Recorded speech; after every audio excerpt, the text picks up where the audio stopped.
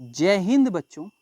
बाबू लोग, आज हम कक्षा 9 का चैप्टर 2 विज्ञान का चैप्टर 2 क्या हमारे आसपास के पदार्थ शुद्ध हैं, इसको करेंगे। हमारी मुहिम चल रही थी वन शॉट चैप्टर खल्लास, वन शॉट चैप्टर क्लास। तो जैसे आपने पहली वीडियो में देखा कि हमने कक्षा 9 की एक वीडियो में पहले चैप्टर को खत्म कर दिया था, सिर्फ एक वीडियो में। तो आज उसी के तहत आपका दूसरा चैप्टर की बारी है, जिसमें हम एक वीडियो के अंदर पूरे चैप्टर को पढ़ेंगे। चलो शुरू करते हैं।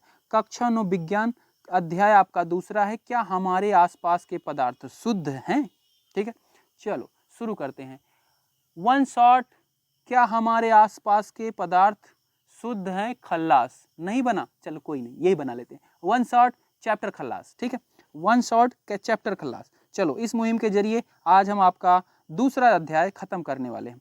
तो चैप्टर को शुरू करने से पहले आपको कुछ चीजें पता होनी चाहिए। क्या क्या पता होनी चाहिए? जैसे परमाणु क्या होता है, अणु क्या होता है। ठीक है, इसको समझेंगे कैसे। तो यहाँ पे एक ले लिया गया है आपका लोहे का टुकड़ा। लोहे का टुकड़ा ये आपका जो बनाया गया है बॉक्स के अंदर, इसमें क्या है, एक लोहे का टुकड़ा है। और लोहे के टुकड़ा के अंदर क्या होंगे, कणों से मिलके बना होगा। ठीक है, तो ये जो छोटे छोटे बनाए गए हैं गोले गोले, ये क्या है, कण है, जिसको Fe लिखा गया है, Fe। तो इसके जितने भी कण हैं वो क्या है, Fe होंगे। क्योंकि लोहा जो होता है, जिसको आयरन बोलते हैं, वो उसका सिंबल होता है Fe। ठीक है, तो इसके जितने भी कण हैं सब के सब क्या हैं, Fe Fe Fe Fe। ठीक है, बाकी जिसमें लिखा है लिखा ही है।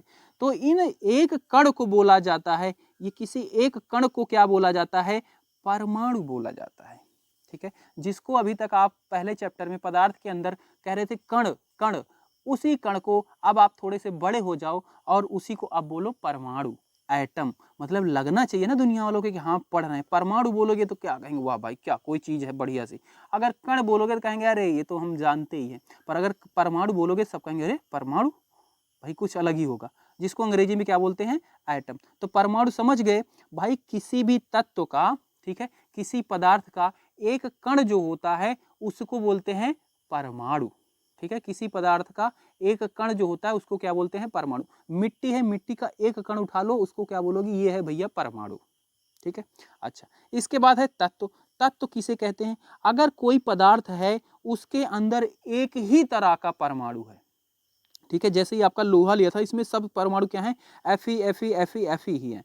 तो इसको क्या बोलेंगे, ये आपका तत्व है, जिसको अंग्रेजी में क्या कहते हैं, एलिमेंट कहते हैं। हिंदी में इसको तत्व बोला जाता है। ठीक है, तो इस पूरे को क्या बोलेंगे, तत्व बोलेंगे। और इसके एक कण को क्या बोलते हैं, परमाणु बोलते हैं। समझ गए? ठीक है, अच्छा, अगर लोहे को हम बाहर रखते हैं, ठीक है, बाहर लगा रखा रहता है लोहा, तो क्या होता है भैया, उसमें जंग लग जाता है। उसमें बाबू क्या लग जाता है, जंग लग जाता है। तो यहाँ पे वही अभिक्रिया लिखी गई है, रासायनिक अभिक्रिया, कि Fe क्या करता है, आधी ऑक्सीजन, हाफ O2, O2 मतलब O2 लगा है, मतलब ऑक्सीजन के दो परमाणु, दो कणों का क्या है, हाफ मतलब एक कण, इसके साथ अभिक्रिया करके FeO बना लेता है, मतलब जंग बना लेता है। लोहे में जो जंग होता है उसका FeO बना लेता है। ठीक है भाई, FeO बना लिया, मतलब पहले जो आपका लोहा था उसके अंदर ये जो परमाणु थे Fe थे, सिर्फ Fe थे, लोहे लोहे के थे। अब ये क्या हो गए भैया, अब ये हो गए FeO। ठीक है, FeO, क्योंकि ये जंग लगा हुआ लोहा है, उसके अंदर क्या बन गया है, FeO। तो अब लोहे का जो परमाणु था वो किसमें बदल गया है भाई, FeO में। तो अब जब ये सिर्फ शुद्ध नहीं रहा, मतलब इसमें दो चीजें मिल के बनी हुई है, FeO अब क्या है, दो चीजों का मिल के बना हुआ इसका परमाणु है, तो इसको बोला जाता है अणु। ठीक है, इसको क्या बोला जाता है, अणु। अभी तक सिर्फ इसमें लोहा का परमाणु था, अब क्या है, लोहा और ऑक्सीजन के परमाणु को मिल के बना हुआ है परमाणु। ठीक है, लोहे और ऑक्सीजन के परमाणु मिल के बने हुए, उसके ऑक्सीजन के कण और लोहे के कण मिल के बने हैं FeO कण, एक कण नया बना है। लोहे और ऑक्सीजन के दोनों कण मिल के एक नया कण बना जिसे बोला गया FeO। अब उसको बोला जाएगा अणु। अंग्रेजी में बोलते हैं मॉलिक्यूल, MOLECULE, मॉलिक्यूल। ठीक है, अच्छा, अब इस पूरे को क्या बोलते हैं, इस पूरे को बोलते हैं कंपाउंड, यौगिक। ठीक है, अभी यहाँ पे जब Fe था तो इसको बोल रहे थे तत्व, मतलब इसके अंदर सिर्फ एक ही तत्व मिलके एक ही तरह का चीज था, उसको तत्व बोल रहे हैं। यहाँ पे भी एक ही तरह का है, FeO है, पर ये क्या है, दो चीज से मिलके बना हुआ है, एक तो लोहा और ऑक्सीजन के मिलके बना हुआ है। तो इस पूरे को क्या बोलेंगे, कंपाउंड यानी कि यौगिक बोलेंगे। ठीक है, परमाणु, अणु, कंपाउंड यानी कि यौगिक और तत्व को आपने समझ लिया। इसी के बारे में ये पूरा चैप्टर है, इसलिए मैंने पहले ही थोड़ा सा बता दिया। ठीक है, चलो अब हम एक आपको पूरा रोड मैप दे रहे हैं कि आपको इस चैप्टर के अंदर पूरा पढ़ना क्या है। तो हमने पदार्थ के बारे में पहले ही पढ़ लिया है, जिसको मैटर बोला जाता है, द्रव्य भी बोला जाता है। ठीक है, अंग्रेजी में मैटर बोलते हैं, द्रव्य भी बोलते हैं, पदार्थ भी बोलते हैं। तो अब इस चैप्टर में पढ़ना है पदार्थ शुद्ध या अशुद्ध। तो पदार्थ की दो शाखाएं हम यहाँ पढ़ेंगे, मतलब दो भागों में पदार्थ को पढ़ेंगे। पहला पढ़ेंगे हम शुद्ध पदार्थ और फिर पढ़ेंगे अशुद्ध पदार्थ, और अशुद्ध पदार्थ को ही बोला जाता है मिश्रण। ठीक है, अशुद्ध पदार्थ को ही क्या बोलते हैं, मिश्रण बोलते हैं। समझ गए?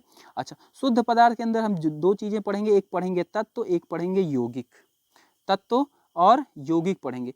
तत्व और यौगिक का हमने अभी थोड़ा सा आपको बता ही दिया क्या होता है।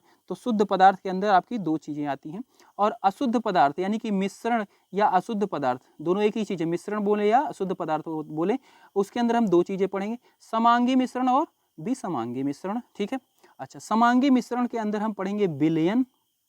ठीक है, और विलयन के ही क्या होते हैं, विलयन दो चीजों से मिलकर बना होता है, विलेय और विलायक, वो भी इसी के अंदर पढ़ेंगे। विलयन के दो प्रकार पढ़ेंगे, संतृप्त, असंतृप्त, वो भी इसी के अंदर पढ़ेंगे। ठीक है, तो ये इसी के अंदर वो खत्म होगा।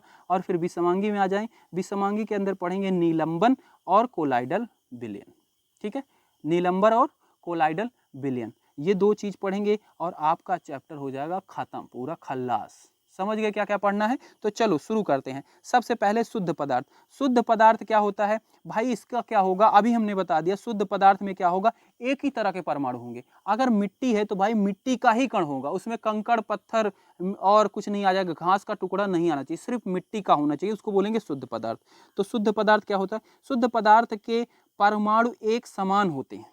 ठीक है, एक समान होंगे, ये नहीं कि मिट्टी का कण है फिर एक आ गया ईंट का कण आ गया, नहीं, सिर्फ मिट्टी का कण होना चाहिए, मतलब एक समान होना चाहिए। तो शुद्ध पदार्थ समझ गए, शुद्ध पदार्थ के कण परमाणु एक समान होते हैं। अब कण नहीं बोल रहे, यहाँ पे परमाणु बोल रहे हैं, इसीलिए मैंने परमाणु के बारे में पहले से बता दिया, बाबू लोग समझ गए। शुद्ध पदार्थ के दो भाग हैं, कौन कौन से हैं, तत्व और यौगिक। शुद्ध पदार्थ के प्रकार क्या हैं, तत्व और यौगिक। अब आ जाते हैं भाई तत्व को समझ लेते हैं। ठीक है, तत्व और यौगिक हम यहीं पे समझ लिए। शुद्ध पदार्थ क्या है, दो भाग, तत्व और यौगिक। तत्व क्या है भाई, एलिमेंट क्या है, एलिमेंट क्या होगा, तत्व क्या होगा, ये क्या होगा,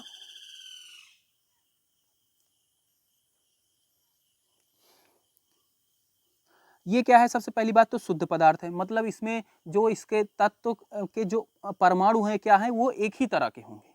तो तत्व वे शुद्ध पदार्थ होते हैं जिसे किसी भी भौतिक व रासायनिक विधि द्वारा विभाजित नहीं किया जा सकता, ना ही उन्हें बनाया जा सकता है। तत्व क्या हैं, जिनको किसी रासायनिक और भौतिक विधि द्वारा विभाजित नहीं किया जा सकता और उन्हें बनाया नहीं जा सकता।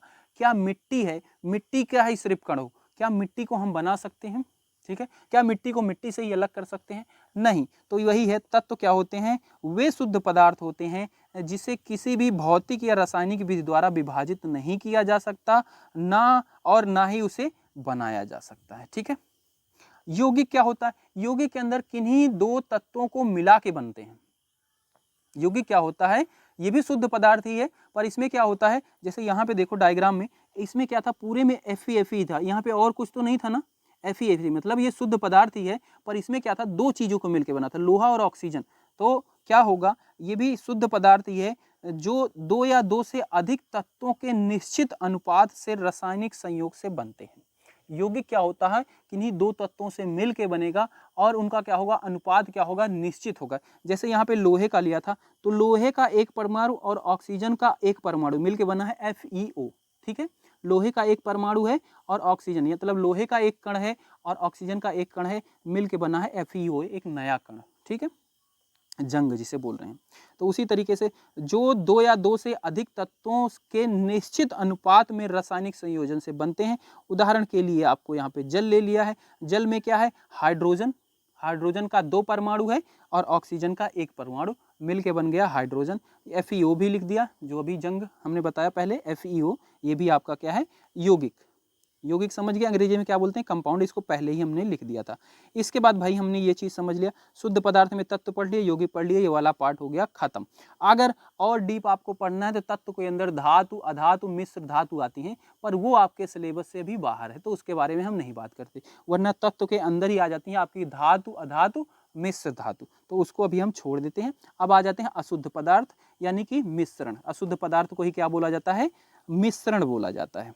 तो भाई मिश्रण क्या होता है, मिश्रण क्या होता है, किसी दो चीज को लो और मिला दो, किसी भी दो चीज को लो मिला दो, वही आपका मिश्रण हो गया, वही आपका क्या हो जाएगा, मिश्रण हो जाएगा। तो मिश्रण क्या होता है, मिश्रण वैसे पदार्थ को कहते हैं जो एक या एक से अधिक शुद्ध तत्वों से मिलकर बना होता है। ठीक है, एक होगा, एक, दो, तीन, जितने भी होंगे, जितने चीजों को आप मिला दिए वो बन गया मिश्रण बन गया। ठीक है, मिश्रण के प्रकार, मिश्रण के दो प्रकार हैं, एक है समांगी मिश्रण, एक है विसमांगी मिश्रण। समांगी मिश्रण को होमोजीनियस बोला जाता है अंग्रेजी में, और विसमांगी मिश्रण को बोला जाता है हेट्रोजीनियस। ठीक है, यहाँ पे देख लो डायग्राम में भी, डायग्राम से बिल्कुल समझ में आता रहेगा, दो हैं समांगी और विसमांगी, समांगी और विसमांगी। आप देखो इसको समझो, समांगी मिश्रण क्या होता है, समांगी मिश्रण क्या होता है, भाई आप एक गिलास पानी लिए, एक चम्मच चीनी डाला और उसको घोल दिया, ठीक है, क्या बन गया, शरबत बन गया। अब अगर मैं आपसे बोलूं कि शरबत का बिल्कुल ऊपर से एक चम्मच पानी लो और उसको, एक चम्मच शरबत लो और उसको टेस्ट करो, तो आप लिए, टेस्ट किए, फिर मैं बोला अब इसको क्या करो, दूसरी जगह से, उसी शरबत में से, मान लो भगोने में रखा है तो भगोने के एक साइड से एक चम्मच लिया, टेस्ट किया, अब भगोने के दूसरी साइड से एक चम्मच लो और उसको टेस्ट करो, तो क्या आप टेस्ट में कोई अंतर पाओगे, तो इसका जवाब है नहीं पाओगे बाबू। जितना जैसा टेस्ट इस साइड से एक चम्मच पीने पे लगा, वैसा ही टेस्ट क्या होगा दूसरी साइड से पीने पे भी लगेगा। ठीक है, क्योंकि चीनी और पानी अच्छे से घुल गया, आपने उसको अच्छे से घोल रखा है तो। ठीक है, तो ऐसे मिश्रण को क्या कहते हैं, ऐसे मिश्रण को होमोजीनियस कहते हैं। ठीक है, मतलब उसका टेस्ट क्या है, हर जगह बिल्कुल बराबर है, एक जैसा है, उसको बोलेंगे समांगी मिश्रण। ठीक है, समांगी मिश्रण। अच्छा, विसमांगी भी समझ लो, फिर परिभाषा समझते हैं। विसमांगी में क्या होगा, अगर विसमांगी मिश्रण होगा तो अगर उसको एक जगह से आप टेस्ट करोगे और दूसरी जगह से टेस्ट करोगे तो दोनों के टेस्ट में अंतर होगा। ठीक है, तो उसको बोलेंगे विसमांगी मिश्रण। अब आ जाते हैं परिभाषा से पे हम, समांगी मिश्रण जिसको होमोजीनियस मिश्रण बोलते हैं, होमोजीनियस मिश्रण बोलते हैं, जिस मिश्रण के किसी भी भाग का संगठन उसके किसी भी दूसरे भाग के संगठन के समान होता है। संगठन समझ रहे हो ना, किसी चीज को बना, मिला के बनाया गया हो, संगठन, कई चीजों को मिल के बनी हुई, उसको बोलते हैं संगठन। तो जिस मिश्रण के किसी भी भाग का संगठन उसके किसी भी दूसरे भाग के संगठन के समान होता है, उसे समांगी मिश्रण कहते हैं। ठीक है, समांगी मिश्रण कहते हैं। उदाहरण में नमक और जल का मिश्रण, नमक और जल को आप मिला लो, उसको एक जगह से टेस्ट करो, फिर दूसरी जगह से टेस्ट करो, उसका टेस्ट एक जैसा ही होगा। चीनी और जल का मिश्रण, ये भी क्या है आपका, समांगी मिश्रण है। ठीक है, अच्छा, विसमांगी मिश्रण, विसमांगी मिश्रण क्या होता है, मैंने बताया इसका क्या होगा, टेस्ट अलग अलग होगा। ठीक है, अब इसका उदाहरण जैसे देख सकते हो, जैसे बालू और पानी को अगर हम मिलाएं, ठीक है, बालू और पानी को मिलाओ, उसको घोलो, जब तक घोलते रहोगे बालू पानी के साथ घुलती रहेगी, आप जैसे ही छोड़ोगे क्या होगा, बालू नीचे बैठ जाएगी। अब अगर आप इसको टेस्ट करो, ऊपर वाला पानी अगर देखोगे तो उसमें बालू की मात्रा बिल्कुल कम होगी, और नीचे से बिल्कुल पानी लो, तलहटी से आप जिस भी बर्तन रखे हो उसके बिल्कुल नीचे से लो, उसमें बालू की मात्रा क्या होगी, अधिक होगी। तो आपको पता चल गया, मतलब इसमें बालू क्या है, एक समान नहीं मिला हुआ हर जगह। तो ये किसका उदाहरण है, विसमांगी का। तो जिस मिश्रण के विभिन्न भागों का संगठन एक दूसरे से भिन्न होता है, जिस मिश्रण का विभिन्न भागों का संगठन क्या होगा, एक दूसरे से भिन्न मतलब अलग अलग होगा, उसे विसमांगी मिश्रण कहते हैं। उदाहरण के लिए जल और तेल का मिश्रण, या फिर जल और बालू का मिश्रण भी लिख सकते हो। ठीक है, जल और तेल को आप मिलाओ, कितना भी मिला लो, जैसे ही छोड़ोगे तेल ऊपर चला जाएगा, पानी नीचे रहेगा, मिलेगा ही नहीं, तो इसको क्या बोलते हैं, विसमांगी मिश्रण है। ठीक है, समझ गए, समांगी और विसमांगी मिश्रण समझ गए। अब समांगी के अंदर हमारा है विलयन, तो हम अब आ जाते हैं विलयन पे।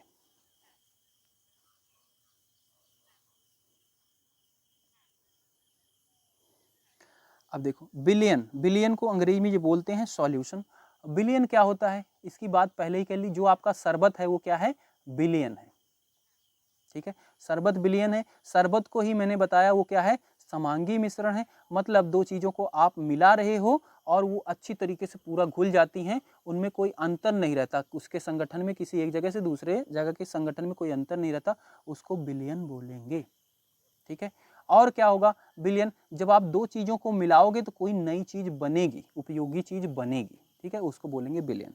चलो, दो या दो से अधिक पदार्थों के समांगी मिश्रण को, लो समांगी मिश्रण को बिलियन कहते हैं, ठीक है। उदाहरण के लिए नींबू पानी आप बनाते हो, चीनी पानी बनाते हो, सोडा पानी, ठीक है, ये क्या है आपके बिलियन है। अच्छा, बिलियन जो बना होता है विलेय और विलायक से मिलके बनता है आपका बिलियन। अब विलेय क्या है, विलायक क्या है, इसको समझना। जैसे आपका एक गिलास पानी शरबत बन रहा है, ठीक है, शरबत बनाने के लिए क्या चीज़ की जरूरत पड़ेगी, दो चीज़ की, एक तो पानी और दूसरा चीनी, ठीक है। बाकी और भी चीज़ें डालते हैं पर अभी हम दो की बात करते हैं, मेन दो चीज़ होंगी तो आपका बिलियन बन जाएगा, ठीक है। तो पानी की मात्रा चीनी की तुलना में क्या अधिक होती है, कम होती है, भाई पानी क्या होगा, एक गिलास होगा, चीनी क्या होगा, एक ही चम्मच होगा, तो पानी की मात्रा क्या होती है, ज़्यादा होती है, किसकी तुलना में, दूसरे यानी कि चीनी की तुलना में।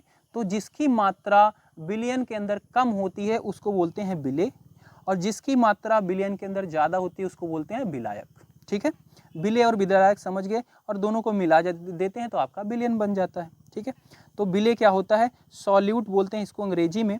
बिलियन में जो पदार्थ कम मात्रा में उपस्थित होता है उसे विलेय कहते हैं। विलेय किसको कहते हैं, जो कम मात्रा में उपस्थित होता है। उदाहरण के लिए चीनी पानी हो गया, चीनी पानी के विलयन में चीनी विलेय है, ठीक है, विलेय क्या है, चीनी है। विलायक क्या होता है, सॉल्वेंट बोलते हैं इसको अंग्रेजी में। विलयन में जो पदार्थ सर्वाधिक मात्रा में उपस्थित होता है उसे विलायक बोलते हैं। जैसे आपका पानी है, चीनी पानी में पानी की मात्रा क्या होती है, अधिक होती है, उसको बोलेंगे विलायक। तो उदाहरण के लिए नींबू पानी का विलयन में पानी विलायक है, नींबू पानी का ले ले तो उसमें नींबू क्या होता है, कम ही होता है, पानी ज़्यादा रहता है भाई, तो इसमें पानी क्या हो गया, विलायक हो गया। विभिन्न विलयन के प्रकार, तो बिलियन के जो हैं कई सारे प्रकार बताए गए हैं, 9 प्रकार बताए गए हैं, पर हमारे कुछ इंपॉर्टेंट है वो मैं लिखा दे रहा हूँ, बाकी आपको जानने की जरूरत नहीं है अभी अपने आपके सिलेबस के अनुसार, तो ठीक है। जैसे ठोस को किन्हीं दो ठोस चीज़ों को मिला दिया जाए तो वो क्या बन जाएगा भाई, बिलियन बन जाएगा, मिक्सचर बन जाएगा, बिलियन बन जाएगा।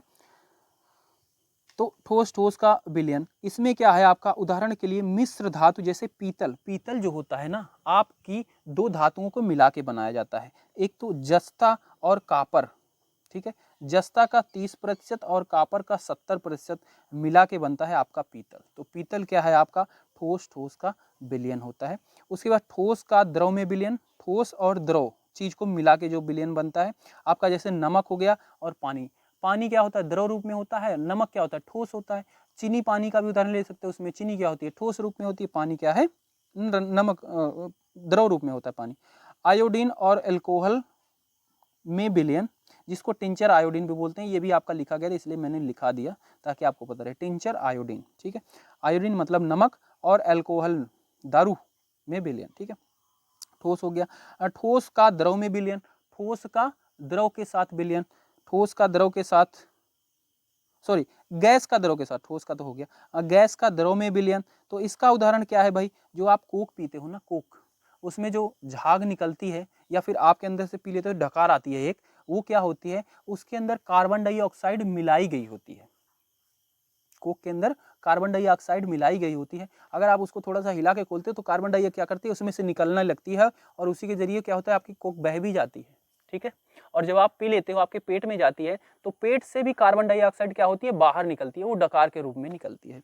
तो इसके अंदर क्या होता है, कार्बन डाइऑक्साइड विलेय होता है और जल का विलायक होता है। और भी चीजें इसमें पड़े होते हैं, जो टेस्ट वेस्ट आपको आता है वो भी पड़ा होता है, पर मेन क्या होता है, पानी होता है और कार्बन डाइऑक्साइड का विलेय। कार्बन डाइऑक्साइड क्या होता है, विलेय के रूप में होता है, जल क्या है, विलायक के रूप में उसमें होता है, ठीक है। तो 3 समझ लिया। चौथा है गैस का गैस में विलयन, तो इसका उदाहरण है आपका वायु। वायु के अंदर 21% जो है ऑक्सीजन है और 78% नाइट्रोजन है, मतलब दो गैस का विलयन, ठीक है, हो गया। तो हमने समझ लिया विलयन के प्रकार। विलयन के गुण, ठीक है, विलयन के गुण, विलयन का क्या गुण है, हर एक चीज की जैसे आपकी कुछ गुण होता है, आपके अंदर कुछ गुण है, आपकी अच्छाई बुराई, काला चेहरा गोरा चेहरा, ठीक है, बोलने में अच्छे हो, इंग्लिश आती है, हिंदी आती है, उसी तरीके से बिलियन के भी कुछ हैं। बिलियन क्या होता है? एक समांगी मिश्रण है। हमने पढ़ लिया बिलियन क्या है? एक समांगी मिश्रण है, मतलब समझ गए समांगी का, ठीक है। अब बिलियन के कण व्यास में 1 नैनोमीटर होते हैं। इनके कण क्या होता है? उनका साइज क्या होता है? 1 नैनोमीटर, मतलब 10 की घात -9 मीटर से भी छोटा होता है, इससे भी छोटे होते हैं। बिलियन अत्यधिक अस्थायी होते हैं। अस्थायी का मतलब समझना, बिलियन अत्यधिक अस्थायी होते हैं। इसका मतलब है कि जैसे आप शरबत बना के रख दो, ठीक है, तो क्या उसको 1 घंटे रखने के बाद उसकी चीनी अलग हो जाएगी और पानी अलग हो जाएगा? नहीं, वो मिल गया तो भैया मिल गया, वो अलग होगा ही नहीं, तो उसको बोला गया अस्थाई, ठीक है। बिलियन क्या है? अत्यधिक अस्थायी होते हैं। तो बिलियन के गुण पढ़ लिया। अच्छा, बिलियन की सांद्रता के आधार पर 2 भागों में बांटा गया है, ठीक है। इसकी सांद्रता के आधार पर 2 भागों में बांटा गया है। एक है आपका संतृप्त बिलियन, जिसको सैचुरेटेड सॉल्यूशन कहते हैं। एक है आपका असंतृप्त बिलियन, जिसको अनसैचुरेटेड सॉल्यूशन कहते हैं। इसके बारे में मैंने पहले ही बता दिया था। तो संतृप्त सॉल्यूशन क्या होता है भाई? जैसे पानी ले लो आप, ठीक है, उसमें आप चीनी डालते जाओ, घोलते जाओ, घोलते जाओ, और चीनी डालो, घोलते जाओ, तो जब तक आपकी चीनी घुलती चली जा रही है उसको बोलेंगे अनसैचुरेटेड, असंतृप्त बिलियन, ठीक है।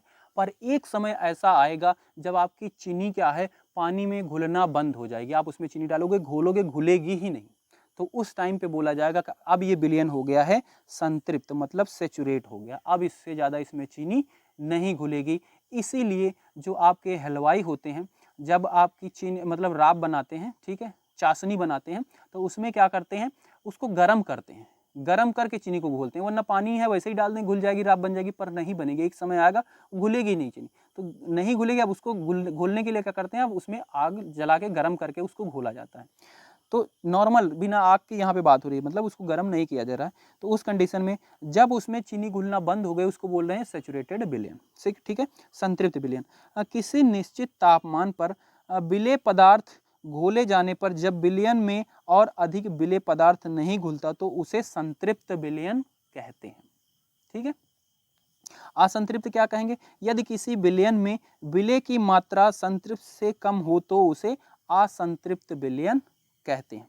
यदि किसी बिलियन में विलेय की मात्रा संतृप्त से कम हो, मतलब संतृप्त नहीं हुआ है, अभी सैचुरेट नहीं हुआ है, उसके पहले से कम हो तो उसे संतृप्त असंतृप्त बिलियन कहते हैं, मतलब अनसैचुरेटेड। अभी इसमें घुलना बंद नहीं हुआ है, उसको बोलेंगे अनसैचुरेटेड, ठीक है। असंतृप्त बिलियन समझ लिया। अच्छा, बिलियन की सांद्रता है, एक उदाहरण, एक क्वेश्चन है आपका, मतलब एक फॉर्मूला है। बिलियन की सांद्रता के आधार, सांद्रता निकालने का आता है कि बिलियन की सांद्रता द्रव्यमान प्रतिशत से निकालो, ठीक है। तो द्रव्यमान प्रतिशत निकालने का फॉर्मूला होता है विलेय का द्रव्यमान बटे बिलियन का द्रव्यमान गुना 100, ठीक है। विलेय समझ रहे हो और बिलियन भी आप समझ रहे हो और विलायक भी आप समझ गए हो क्या होता है। तो इसका द्रव्यमान मतलब भार, ठीक है। चलो एक उदाहरण दिया गया आपकी बुक में, 1 बिलियन में 320 ग्राम विलायक जल में 40 ग्राम नमक विलेय है, ठीक है। बिलियन में 320 ग्राम क्या है? विलायक है, जल है, ठीक है।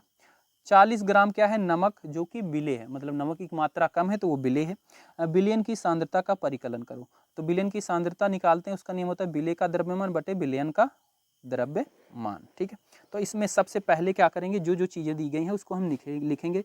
भाई विलेय का द्रव्यमान क्या है? 40 है, जो कम मात्रा में है, नमक 40 है।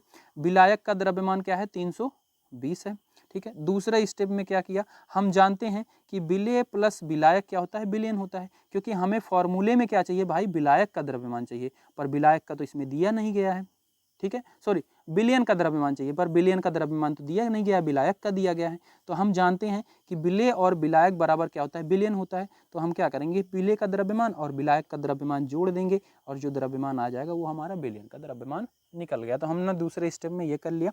उसके बाद तीसरे स्टेप में फॉर्मूला रखा। फार्मूला होता है विलेय का द्रव्यमान बटे बिलियन का द्रव्यमान गुना 100। विलेय का द्रव्यमान आपको पता चल चुका है, ये रहा 40 ग्राम, और यहाँ से हमें पता चल गया बिलियन का द्रव्यमान 360। तो 40 बटा 360 गुने 100। उसके बाद क्या किया? एक जीरो से ये जीरो कैंसिल हो गया, ठीक है, ठीक है। उसके बाद 4 एकम 4, 4 नवैया 36, यानी कि 9 बार में चला गया, और एक का क्या हुआ? इधर बचा 10, सॉरी ये हो गया 10 बचेगा, ठीक है। 4 से अगर 40 को काटेंगे तो 10 बार में जाएगा, और 4 से अगर 36 को काटेंगे तो 9 बार में जाएगा, ठीक है। तो 10/9 और यहाँ पे भी 10, तो 10 × 10 100/9 हो गया, और 100 को 9 से भाग देंगे तो ये आएगा 11.1, तो 11.1% इसकी सांद्रता हो जाएगी, ठीक है। विषमांगी मिश्रण पे, ठीक है। विषमांगी मिश्रण के अंदर आपको क्या पढ़ना है, निलंबन। विषमांगी मिश्रण तो हमने पहले ही पढ़ लिया है, अब उसके अंदर निलंबन और कोलाइडल पढ़ना है। तो भाई निलंबन क्या होता है, निलंबन होता है मतलब कोई चीज आप घोल के रख दो, वो क्या हो जाए, बैठ जाए, उसको कहेंगे निलंबन, ठीक है। निलंबन, तो कोई चीज आपने दो चीजों को मिलाया, उसमें से क्या हो गया, दूसरी चीज क्या है अपने आप ही अलग हो जा रही है उससे, उसको कहेंगे निलंबन, निलंबित हो गई। निलंबन का मतलब होता है ना निकल जाना, निलंबित कर दिया भाई इस टीचर को, इस स्टूडेंट को निलंबित कर दिया, इसको से मतलब निकाल दिया। तो वही जिसको अंग्रेजी में बोलते हैं सस्पेंशन, निलंबन। यह एक प्रकार का विषमांगी विलयन है। हाँ जी, विषमांगी विलयन है, हमें पहले से पता है, क्योंकि विषमांगी विलयन के नीचे ही मैंने बताया कि ये क्या है, इसके प्रकार में पढ़ेंगे। हाँ, विषमांगी मिश्रण होता है, इसमें ठोस यानी कि विलय जो ठोस होगा वो कम मात्रा में होगा, पदार्थ यानी कि द्रव विलायक में परिक्षेपित हो जाता है। परिक्षेपित होने का मतलब अलग बैठ जाना, या ठीक है, परिक्षेपित हो जाता है, उसे पदार्थ, उस पदार्थ के कण विलायक में घुलते नहीं हैं बल्कि निलंबित रहते हैं, उसमें घुलते ही नहीं है, वो निलंबित ही रहते हैं, निकले हुए अलग ही रहते हैं। तो इसका उदाहरण वही है, बालू के कण और जल के साथ मिश्रण। आप बालू का कण लो, बालू ले लो और जल ले लो, आप कितना भी घोल लो वो कभी मिलेंगे नहीं, वो कण जो है पानी से मिलेगा नहीं, जैसे आप छोड़ोगे वो तुरंत निलंबित हो जाएगा, वो क्या हो जाएगा, सस्पेंस हो जाएगा, नीचे बैठ जाएगा, ठीक है, निलंबित तुरंत हो जाएगा। तो ये हो गया इसका उदाहरण, बालू के कण एवं जल का मिश्रण निलंबन का उदाहरण है, ठीक है। समझ गए निलंबन। निलंबन के गुण भाई, यह विषमांगी मिश्रण है। हाँ, हमें पता है भाई विषमांगी है, इसको बालू और पानी को घोल के रखो तो वो क्या है, अलग अलग रहेगा, हर जगह उसकी ऊपर रहेगा पानी की मात्रा ज़्यादा रहेगी, नीचे क्या है, बालू की मात्रा ज़्यादा रहेगी। ये कण नग्न आँखों से देखे जा सकते हैं। हाँ, बालू और पानी का जो विलयन बनता है, अगर आप पारदर्शी गिलास में यानी कि कांच के गिलास में या प्लास्टिक का जो आता है या डिस्पोजल वाला, उसमें देखोगे तो आपको एक एक कण दिखेंगे। तो ये कण नग्न आंखों से देखा जा सकता है। हाँ, मतलब नंगी आंखों से, इस पर कोई यंत्र नहीं लगा रहे कि चश्मा लगा लिया, ये लगा लिया, वो नहीं। निलंबन अस्थायी होता है, अस्थायी होता है। हाँ, अस्थायी का वही मतलब है कि घोल के रख दो तो दोनों क्या हो जाएंगे, अलग हो जाएंगे। अस्थायी, अस्थायी का क्या मतलब था, घोल के रख दो अलग होंगे ही नहीं, तो वो अस्थायी था, ये अस्थायी है। इसका चौथा गुण है, छानन विधि द्वारा निलंबन कणों को मिश्रण से पृथक किया जा सकता है। हाँ, छान के हम क्या कर सकते हैं, अलग कर सकते हैं इसको, ठीक है, क्योंकि इसके कण ऐसे ही बैठ जा रहे हैं, अगर कोई छन्नी लेंगे, पतला सा कपड़ा लेंगे जिसके अंदर से कण ना निकल पाए, वो तो अलग ही कर देगा पूरा, ठीक है। इसके बाद हमें पढ़ना है कोलाइडल, ठीक है, कोलाइडल विलयन या मिश्रण, ठीक है। ये क्या होता है भाई, इसको अगर आपने कभी रूम में बैठे हो तो अगर रूम बंद हो मतलब अंधेरा हो, उसके अंदर प्रकाश की अगर रोशनी आ रही हो किसी छोटे से छिद्र से, तो आपको उसके अंदर क्या दिखता है, उस रोशनी के अंदर कुछ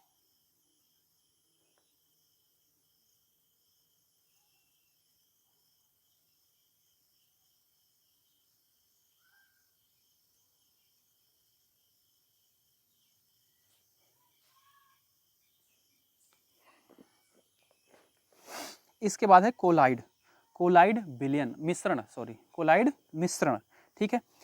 ये मिश्रण क्या होते हैं, इसको ध्यान से समझना। जैसे आप किसी कमरे में बैठे हो और कमरे में अंधेरा हो, ठीक है, और आप कहीं से क्या है, थोड़ी सी उसमें लाइट आ रही है, एक छिद्र से लाइट आ रही हो, तो आप देखते हो कि उस लाइट का पूरा रास्ता बन रहा है, ठीक है, और उस रास्ते के बीच में आपको दिखता है कुछ कण के पार्टिकल क्या है, कुछ कण क्या है, उड़ते रहते हैं इधर उधर, उसमें घूमते रहते हैं। तो वैसे मिश्रण को बोला जाता है कोलाइड विलयन मिश्रण, कोलाइड मिश्रण। समझ गए, कैसा मिश्रण है जिसके अंदर आपके कण क्या हैं, दिख रहे हैं और उसमें पूरा पूरा घूम रहे हैं, उसको कोलाइड में। तो इसमें लिखेंगे निलंबन की अपेक्षा, निलंबन की अपेक्षा कणों का आकार छोटा होता है, किसका, कोलाइड का। निलंबन की अपेक्षा कणों का आकार छोटा छोटा होने के कारण यह मिश्रण समांगी मिश्रण जैसा प्रतीत होता है, समांगी प्रतीत होता है, लेकिन वास्तविकता में यह विषमांगी मिश्रण होता है, ठीक है। पर वास्तव में क्या होगा, ये विषमांगी मिश्रण ही होता है, क्योंकि उसमें लगता है कि पूरा मिला हुआ है, पर ये वास्तव में होता नहीं है ऐसा। उदाहरण के लिए स्टार्च तथा जिलेटिन को जल में घोलने पर इसके कोलाइड विलयन प्राप्त होते हैं। ठीक है, तो ये आपका ये साइंटिफिक नेम दिए गए हैं, ये आपको नहीं समझ में आएंगे, इसलिए मैंने एक उदाहरण बताया उसमें। अब उसका अगर देखो, जो रोशनी आ रही होती है वहाँ से आपके एक एक कण दिखते हैं। ठीक है, और वो लगता है अच्छे तरीके से मिले हुए हैं, पर वो क्या होता है, विषमांगी मिश्रण होता है। ठीक है, और उसके कण क्या होते हैं, जो पानी और नमक पानी और बालू के कण की तुलना की थी, तो बालू के कण से क्या होते हैं, छोटे होते हैं। उसके कण क्या होते हैं, छोटे होते हैं। और वास्तविक विलयन, जैसे चीनी और पानी का जो विलयन बनता है, घोल बना, उसमें उसके कण से क्या होते हैं, बड़े होते हैं, क्योंकि चीनी और पानी का जो घोल बना था उसमें तो कण दिखता ही नहीं है, वो बहुत छोटा हो, जो हमारी नंगी आंखों से दिखता ही नहीं, नग्न आंखों से देखा ही नहीं जा सकता, तो उससे बड़े होते हैं, और निलंबन के कण से छोटे होते हैं। तो वही यहाँ पे बताया गया है, उदाहरण हो गया। ठीक है, तो अभी इतना ही जानो, इसमें बहुत ज़्यादा जानने की जरूरत नहीं है। इसके बाद एक टॉपिक है आपका भौतिक परिवर्तन। भौतिक परिवर्तन, फिजिकल चेंज क्या कहलाता है। ठीक है, भौतिक परिवर्तन, वे परिवर्तन जिनमें कोई नए पदार्थ नहीं बनते हैं, भौतिक परिवर्तन कहलाता है। ठीक है, ऐसा परिवर्तन जिसमें कोई नई चीज़ ना बने, जैसे बर्फ का बनना। ठीक है, पानी था, बर्फ बन गया। ठीक है, और फिर क्या हो गया, भाप का बनना, रहेगा तो पानी ही ना, बर्फ बन गई मतलब पानी था, बर्फ बन गई, कोई नई चीज़ नहीं बनी है, वो पानी के रूप में ही रहेगा, जैसे गलेगा फिर वो उसी रूप में आ जाएगा। भाप का बनना, भाप बन गया, भाप से फिर आप पानी के रूप में ला सकते हो, तो उसको बोलते हैं भौतिक परिवर्तन। ठीक है, रासायनिक परिवर्तन क्या होगा भाई, रासायनिक परिवर्तन क्या हो, एक बार परिवर्तन हो जाए फिर वो आसानी से उस रूप में आए ही ना। जैसे खाना, चावल उबालते हैं, चावल को पका लिया, पकाने के बाद क्या आप चावल को फिर से उबला हुआ चावल क्या फिर से उसको चावल के रूप में ला सकते हैं, नहीं ला सकते। तो ये क्या है, केमिकल चेंज है, इसको रासायनिक परिवर्तन बोलेंगे। ठीक है, वे परिवर्तन जिनमें नए पदार्थ बनते हैं, रासायनिक परिवर्तन कहलाते हैं। ठीक है, जिसमें नए पदार्थ बन गए। अब भाई पहले चावल था, खड़ा चावल बिल्कुल टाइट सा था, ठीक है, प्लास्टिक जैसा, अब क्या होगा, उबालने के बाद वो बिल्कुल लचीला सा हो गया है। ठीक है, अब वो क्या बन गया, एक नई चीज़ बन गई है। ठीक है, अब उसको चावल के रूप में नहीं लाया जा सकता फिर से। तो ऐसे क्या होते हैं, आपके रासायनिक परिवर्तन होते हैं। जैसे कागज का जलना, कागज जलने के बाद राख बन जाता है। ठीक है, वो नई चीज़ बन गई, कागज था पहले राख बन गया। दूध का दही बनना, दूध से दही बन जाती है, फिर दही को दूध में बदल सकते हैं, नहीं बदल सकते। भोजन का पकना, ठीक है, तो ये आप उदाहरण लिख सकते हो। और इसी के साथ आपका ये दूसरा चैप्टर आपका समाप्त होता है, वन शॉट चैप्टर खल्लास, वन शॉट चैप्टर 2 खल्लास। तो आपका ये दूसरा चैप्टर कक्षा 9 विज्ञान का समाप्त हुआ। अगर आपको इसके प्रश्न उत्तर की वीडियो चाहिए तो आपको 10 कमेंट करने हैं। 10 कमेंट अगर आ जाएंगे वीडियो पे तो मैं इसके प्रश्न उत्तर की वीडियो बना दूंगा और उसको भी अपलोड कर दूंगा। और आपको वीडियो कैसी लगी कमेंट करके ज़रूर बताना। ठीक है, अगर अच्छी लगी तो चैनल को लाइक कर लेना और सब्सक्राइब कर लेना, अपने कक्षा के विद्यार्थियों के साथ शेयर कर देना, इससे मेरी भी मदद हो जाएगी, थोड़े अच्छे खासे व्यूज़ आएंगे तो फिर अच्छा लगेगा पढ़ाने में भी। ठीक है, मिलते हैं अगली वीडियो में, बाय बाय।